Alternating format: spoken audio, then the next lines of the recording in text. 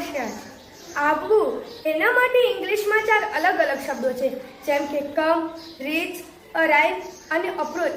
જ્યારે કોઈ વ્યક્તિ આવવાની હોય કે આવી રહી હોય ત્યારે કમ વપરાશે, જેમ કે તે આવી રહ્યો છે, he is coming, bus is coming. અથવા પાસે બોલાવવો હોય એ માટે કમ હિયર વપરાશે। પાછા આવવું તેના માટે કમ બેક વપરાશે, પણ ટૂંક સમયમાં આવે છે તેના માટે કમિંગ સૂન વપરાશે। ટીવી શો આવવાનો હોય, કોઈ સ્ટેજ શો હોય ત્યારે કમિંગ સૂન વપરાશે। પણ આવી પહોંચવું એમ કહ્યું હોય તો રીચ અને અરાઇવ 2 શબ્દો છે।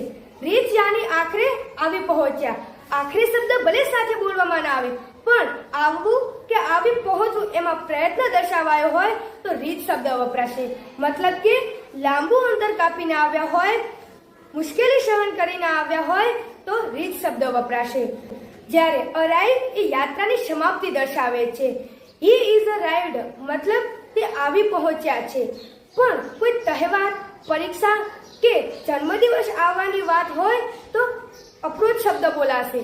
Diwali is approaching, exam is approaching. Thank you.